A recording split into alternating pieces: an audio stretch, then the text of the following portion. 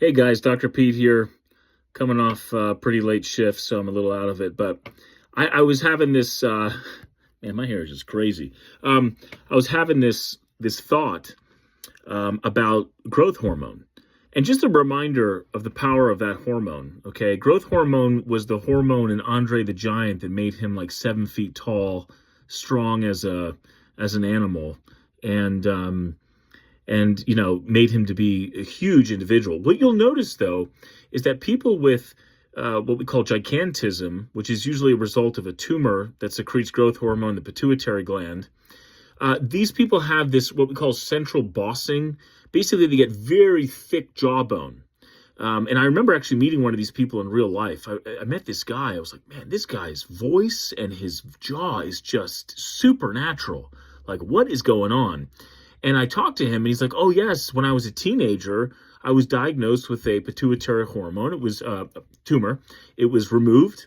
And, this is what's left over. And this guy just looked superhuman. Anyway, the reason this is important is because growth hormone in the normal human being is responsible for a lot of anabolic activities. It can increase muscle mass. It can increase lean muscle tissue, lean body mass, rather. It is responsible for collagen in our skin, and really is, some people compare it to the elixir of youth or elixir of life. Some celebrities take it. A lot of people take it actually as a supplement.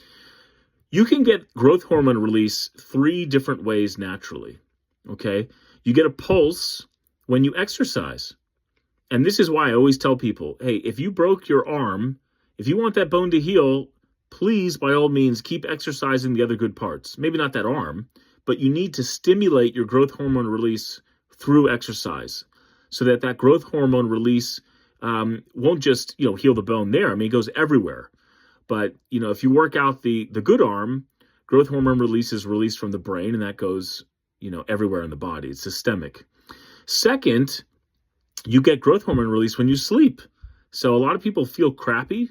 People, in my opinion, with fibromyalgia many times don't understand that they're probably very low on growth hormone. And it's interesting that many of them, when they exercise, they improve their symptoms substantially. Interesting correlation.